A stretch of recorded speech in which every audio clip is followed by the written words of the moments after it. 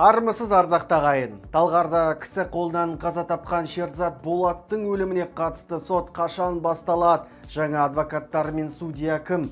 Сот ашық өте ме?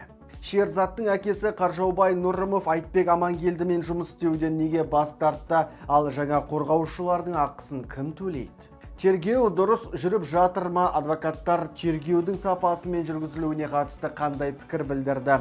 Өзекті ақпараттар дәл қазір. Талғарда кісі қолынан қаза тапқан Шерзат Болаттың өліміне қатысты сот бір аптадан соң басталады. Жоспар бойынша алдын ала сот тыңдалымы 10 сәуірде өтуі тиіс. Атышулы іс Талдықорған қаласындағы Жетісу облысының қылмыстық істер жөніндегі мамандандырылған ауданаралық сотында ашық түрде қаралады. Боз баланың қазасына қатысты іс материалдары 62 томды құраған. Тергеуде 40 түрлі сараптама жүргізіліп, 200-ге тарта куәгерден жауап алыныпты. Сонымен қатар оқиға орнында түсірілген 8 бейне материал зерттелген. Осы сәтте марқұмның әкесі Қаржаубай Нұрымов бұрынғы адвокаттардан сенімхатты қайтарып алып, олармен толықтай байланысын үзді. Бұған дейін Шерзаттың отбасы тек Айтбек Амангелдімен ғана жұмысын тоқтататынын айтса, қазір олардың мүддесін жаңа қорғаушылар тобы қорғайтын болды. Орда КЗ тілшісі іске қосылған жаңа адвокаттармен танысып, олардың пікірін білген.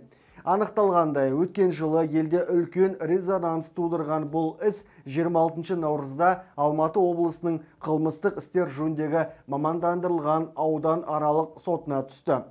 Қоғам бұл соттан әділдік күтіп отыр, себебі әлеуметтік желілерде марқұм Шерзат Болаттың есімі аталса, желі қолданушылары түрлі пікір білдіреді.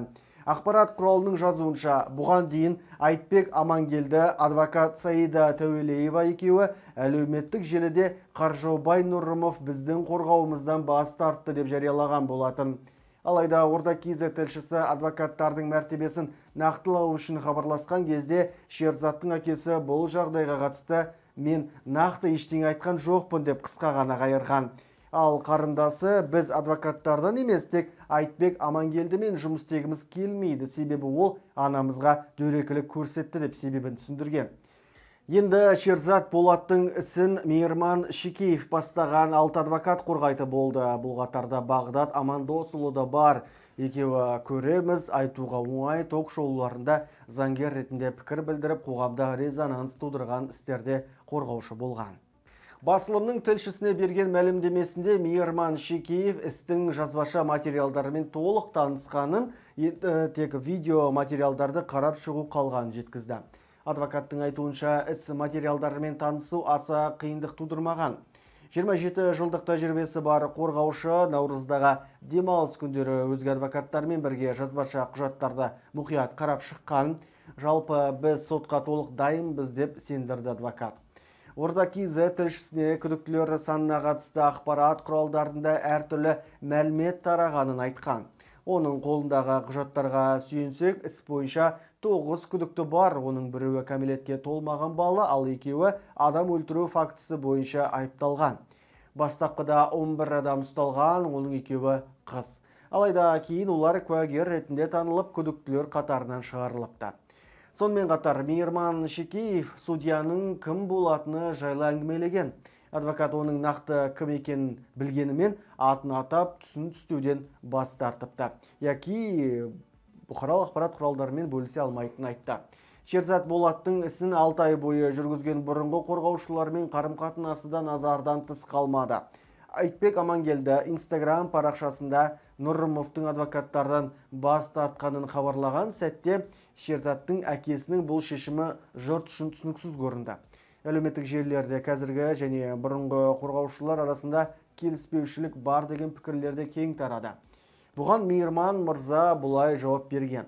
Мен бұрынғы адвокаттармен байланысуға талпыныс жасадым. Бір-екі рет хабарласып, іс материалдарын алуға тырыстым. Бірақ олар менімен ешқандай байланыс орнатқысы келмеді. Ақыры біз істі Алматы облысының прокуратурасынан өтініш арқылы алдық, деді қорғаушы. Оның айтуынша бастапқыда Қаржаубай мен Гүлбара оған жүгінген кезде бұрынғы адвокаттардан түбегейлі бас тартудың қажет еместігі айтылған. Өйткені олар барлық тергеу процесіне қатысып, жарты жыл бойы істің басы-қасында болды. Алайда Қаржаубай кейін өзі келіп олардан сенімхатты толық қайтарып алғанын және істі менің қолыма тапсыратын айтты деп түсіндірді адвокат. Осыдан кейін қорғаушы бұл істі әрі қарай жүргізу үшін тағы 6 адвокатты жұмылдырған. Ал олардың қызмет ақысын кім төлейді? Шекеев бұл сұраққа бүйдеді. Мен бұл іс үшін ешқандай ақы алмаймын. Сол сияқты жанымдағы 6 қорғаушы да өз еркімен іске кірісті. Біз мұны тек көмек ретінде жасап жатырмыз деп ойын түйіндеді. Іс материалдарымен танысып шыққаннан кейін қорғаушы тергеудің сапасы мен жүргізілуіне қатысты пікір білдірді. Оның айтуынша әлеуметтік желілерде тараған тергеу дұрыс жүрмеді деген пікірлер шындыққа жанаспайды. Іс барысында анықтағаным бойынша күдіктілер қылмыс жасалған күннің өзінде 2 сағаттың ішінде ұсталған деп атап өтті ол.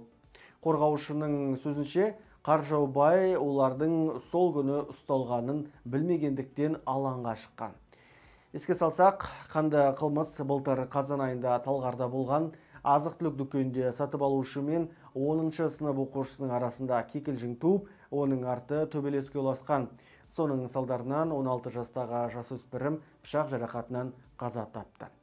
Ал бұл пікірге сіздер не дейсіздер? Осы видеоның астына комментарий қалдырыңыздар, бірге талқылаймыз. Лайк басуды да ұмытпаңыздар. Бүгінге осы, келесі кездескенше күн жақсы.